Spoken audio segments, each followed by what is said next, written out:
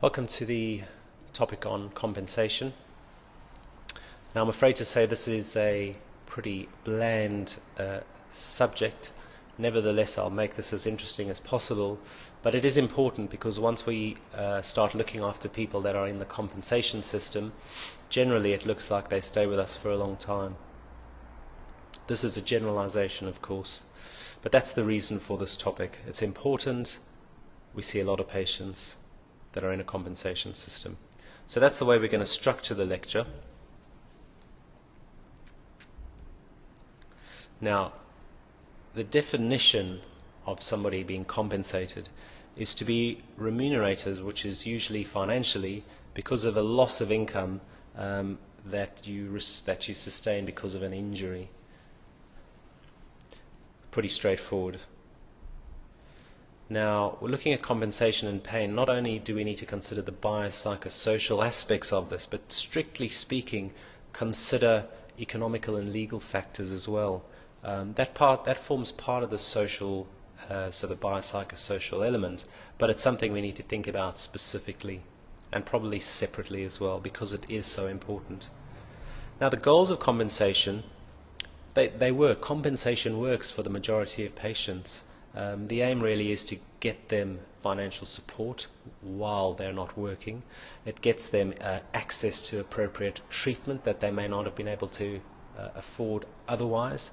And ultimately the aim is to get them back to work, get them back to society and get them productive again, and of course getting back to their usual lives. Most of the patients that fall into compensation systems, it works for them. They get back on track, but of course there are a group of patients that don't benefit from compensation systems, and it seems like compensation systems can be disadvantageous to these patients. So the positive effects are financial support, incentives to the patient as well as their employer to get them back to work again, gets them treatment early on, gets them appropriate treatment early on, gets them sometimes expensive treatment as well, and again gets them back to work, gets them back to productivity, and gets them back to society. But the negative effects are there, and the negative effects generally are poor outcomes across the board. So surgery can have poor outcomes, rehabilitation can have poor outcomes, and of course pain management can have poor outcomes, and we do definitely see this. Patients that are not working generally don't get back to work. Some patients that are working stop working and never get back to work, so they don't return to work. They have high pain scores, high levels of disability. The injury can become chronic. The severity of the pain and disability can become chronic and severe, and they can have high levels of psychological distress. So these are where the negative injuries happen in the psychosocial environment. So these are the things that we think may be associated with negative injuries. Things such as low socioeconomic status. Believe it or not, smoking has been related to poorer outcomes. Again, I'm not sure about those studies, but it's out there. Those that are psychologically vulnerable tend to do worse. Those that are not working have high levels of stress at work or have poor work satisfaction. Generally, once they have an injury or something and get into a compensation system, don't do well. Not always, but these are just general ideas. The injury might be related to the poor outcome. And of course the initial treatment, we're failing these patients at initial treatments in hospitals, in primary care settings, where people don't assess, or medical health workers don't pick up that these patients are in a compensation system, have some of the risk factors that we've briefly mentioned, and need to use appropriate treatment algorithms, get them early multidisciplinary treatment, pick up on those flags and get them to where they need to go early to try and prevent this chronicity from setting in. And of course there are problems with the legal system, so the insurers, the lawyers and the doctors, there are a number of problems along the way. The insurers by definition are quite adversarial. They, believe it or not, survey their patients, so they're these covert surveillance teams that go around to try and prove wellness in their patients, to try and reduce the need for them to pay out. They have repeated examinations and essentially questioning the patient's credibility, which is not a good thing from a patient's perspective. Lawyers, of course, adversarial by nature. This is a generalization, of course. And the doctors as well, because doctors are not trained in looking after these types of patients, these complicated patients, don't understand about the multidisciplinary approach to managing these patients that's needed. Doctors focus on one specific aspect of treatment, such as, for example, opioids. So some of these patients get onto opioids, and of course these are the patients that are vulnerable, distressed, and they might have high opioid risks. So if you risk stratify them, they might be at risk of developing problems on these opioids. So there's a number of factors in the system, as you can see, that puts these patients at risk of going on to having poorer outcomes. Now let's look briefly at the evidence. The tort system, a great word, a twisted system, tortuous conduct, and this system forms a part of the legal faculty boundaries in Australia and the USA, whereby, I'm going to read it out, it's quite explanatory. It's relief for those who have suffered harm from the wrongful acts of others. So any party who sustains an injury or suffers wrongdoing may bring a lawsuit out for tortuous conduct. So if somebody harms me, I can sue them for compensation. So that's the USA system, and that's the Australian system. Now it's said that the tort systems brings out the worst in the legal systems, and it certainly shows in Australia and the US, whereas if you have a look at a country such as New Zealand, where in 1972, I think it was, they had the Universal Compensation Act, whereby there was, excuse me, a no-fault compensation for anyone that had an injury.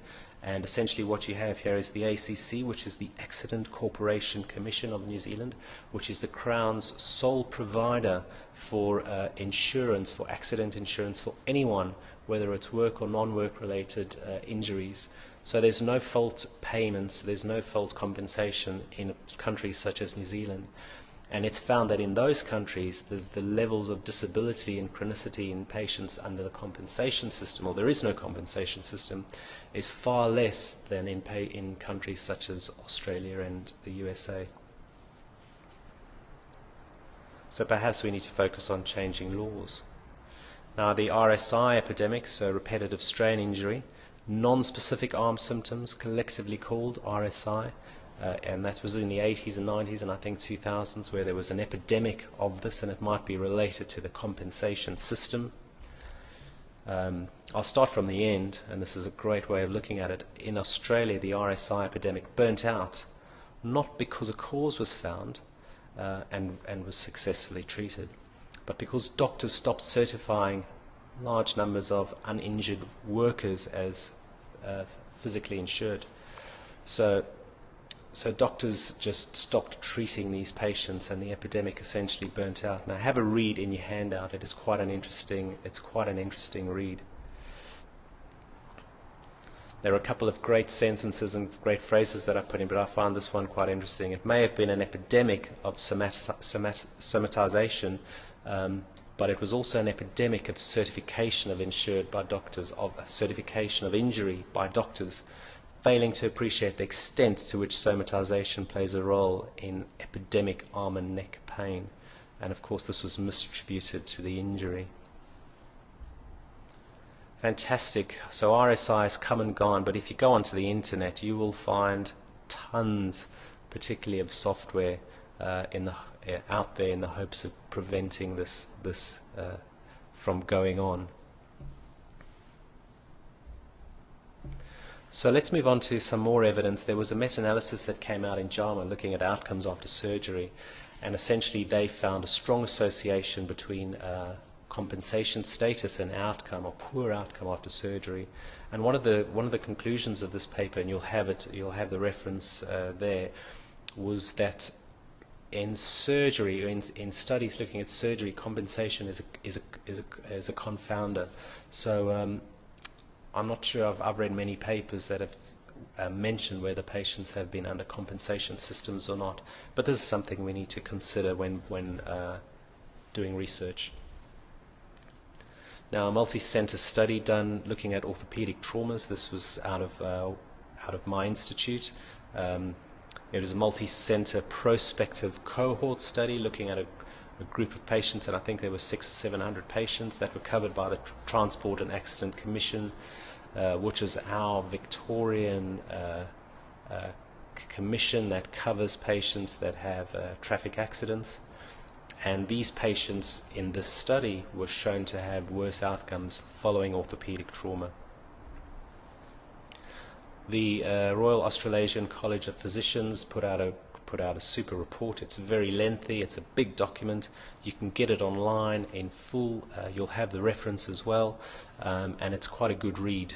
It gives you a good overview and some good points, and I've summarized a couple of the important points in your handout. But essentially what they were saying is that there is definitely evidence to support that compensation is associated with poor outcomes. The interactions are very complex, and I'll take you back to the biopsychosocial economic factors, financial factors as well. The psychosocial factors were very important, and it's something that is missed far too often, particularly by non-pain specialists that look after these patients. Definitely they've said that more research is needed to guide the management approaches, and it's management approaches that we need, which we don't have at present. And of course one of the key factors of this report was that the medical system and the legal system need to work hand in hand, and we need to stop this adversarial kind of thing that goes on. So good report. I'm not saying go out and read it completely. You'll have a bit of a summary in your handout, but very useful. And then WorkSafe is our workers' compensation system, whereby we certainly see that if a group of patients fall into this workers' compensation system, it's quite hard for them to get out of the system. And again, it's a generalization, but it definitely occurs. Now let's look at gains in a bit more detail. Now we're dealing with compensation, and that forms a main part of a secondary gain. But because we're going to be talking about gains, I just wanted to give you a definition of what a gain is and how it is of relevance in pain medicine. So primary gain is the avoidance of anxiety caused by the conscious awareness of conflict. Now that sounds quite psychological, and that's because it is. It's an unconscious phenomena that happens, and it's the patient's it's the patient's consciousness that actually has the gain, in that they don't have to deal with anxieties and conflicts. And we see this in conversion disorders, and we'll get onto that in the psychiatry section. But essentially a conversion disorder is a patient that presents to you with signs and no symptoms. So they've got physical symptoms that allows them to avoid conscious awareness of conflicts, like guilt, for example. And the patients that our psychiatry colleagues essentially see with somatoform type disorders, or that can be further subdivided into conversion disorders, have sensory or voluntary muscle deficits. So they don't have the things that are involuntary that are affected, but it's more the voluntary things that are affected. And of course pain is one of the things that patients can present with. So secondary gain is where somebody has a benefit, which is usually compensation or financial. Another example of a secondary gain is a reduction in the responsibility of somebody, whether it be at home, at work, or of course the increased focus of attention. And I'm